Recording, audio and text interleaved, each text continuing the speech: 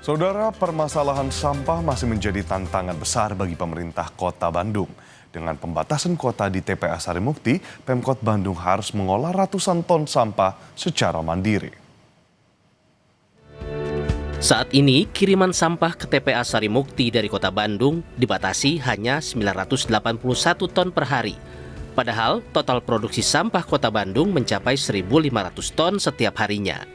Artinya, Pemkot Bandung harus mampu mengelola sisa 500 ton sampah di dalam kota. Namun, kenyataannya saat ini baru 300 ton yang berhasil terolah, sehingga masih ada defisit 200 ton sampah yang berpotensi menumpuk. Upaya masif terus dilakukan dengan mendorong kemandirian di tingkat RW.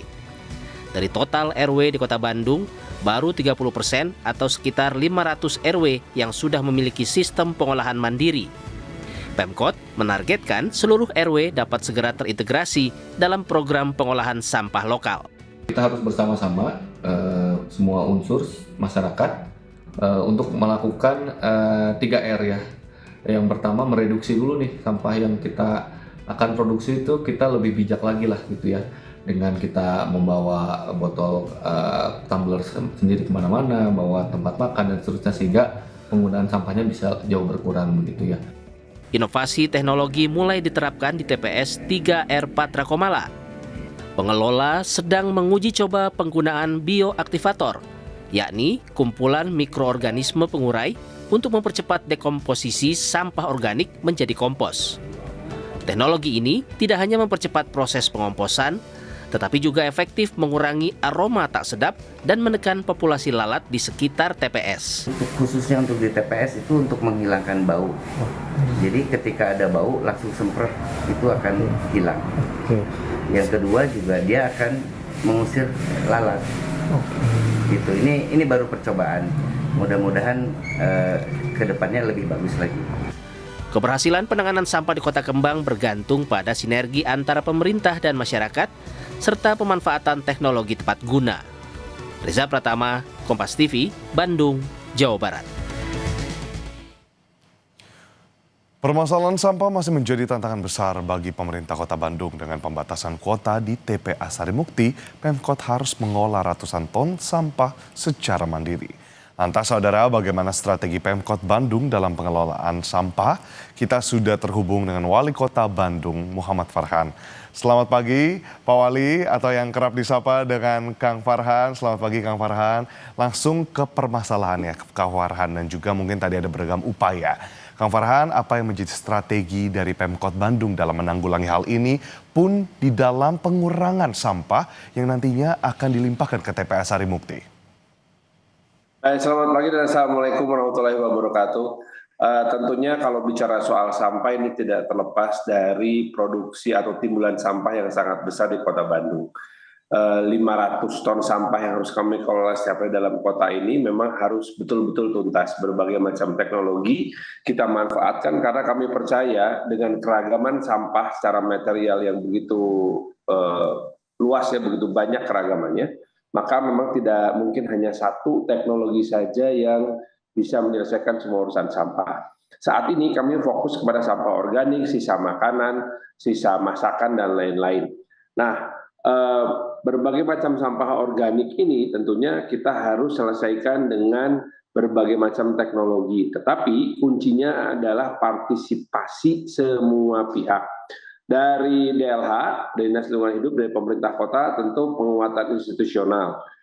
Dari undang-undang sampah sampai ke peraturan wali kota, itu sudah lengkap untuk bisa memenuhi berbagai macam dasar hukum. Itu nomor satu dulu.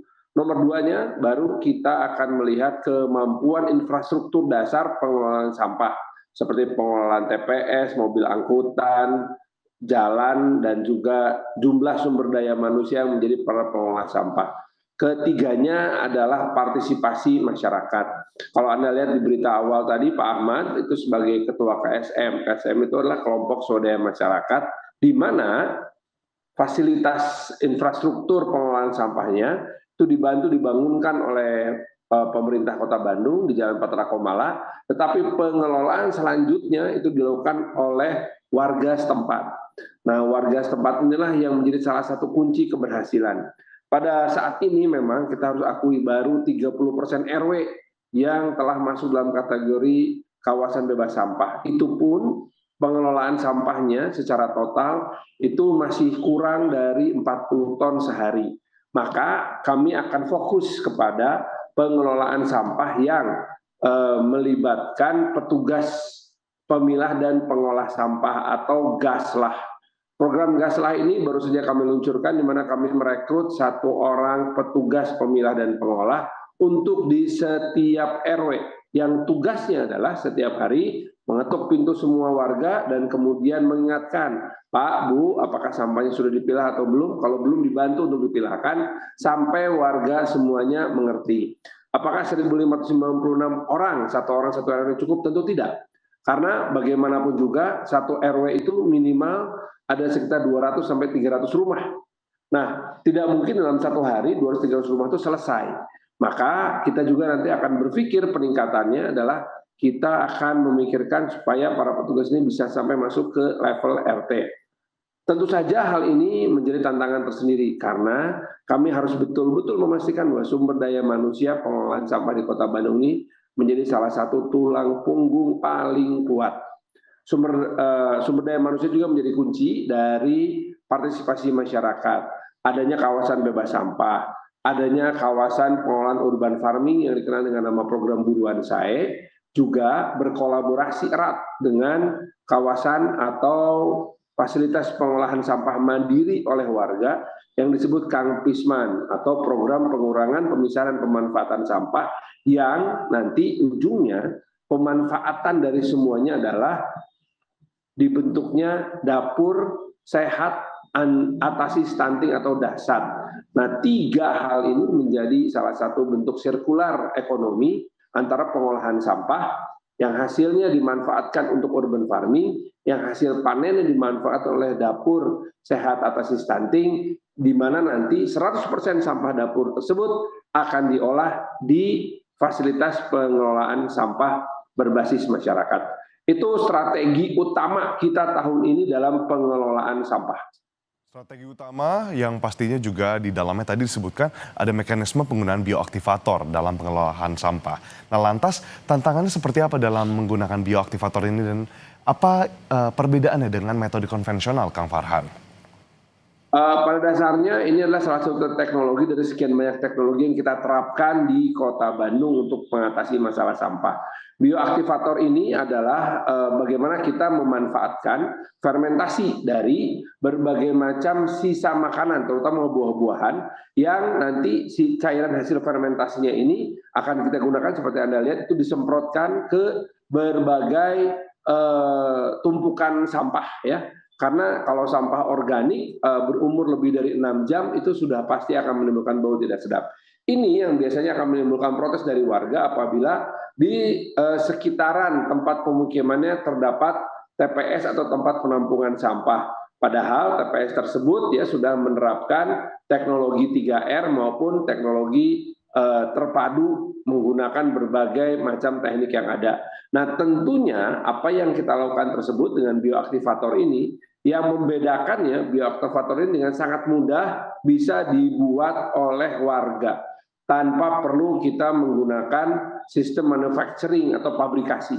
Nah, ini yang sangat menguntungkan karena dengan demikian kita pun sebagai warga itu dipaksa dalam tanda kutip untuk belajar bagaimana cara mengelola sampah dengan baik dan benar. Tentunya ini pun tidak terlepas dari berbagai macam perbaikan manajemen atau pengelolaan sampah di tingkat kota, dari mulai pengangkutan, pengolahan di TPS terpadu menggunakan teknologi RDF dan lain-lain, dan yang ketiga tentunya adalah menjaga keamanan, jangan sampai ada pembuangan sampah lintas wilayah.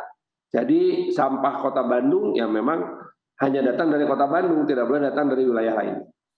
Baik, Kang Farhan, tadi sempat disebutkan terkait dengan target. Lantas bagaimana imbauan kepada masyarakat? Kan tadi kita dengar peran masyarakat begitu penting di dalam pengelolaan sampah ini. 500 ton itu harus habis, itu targetnya.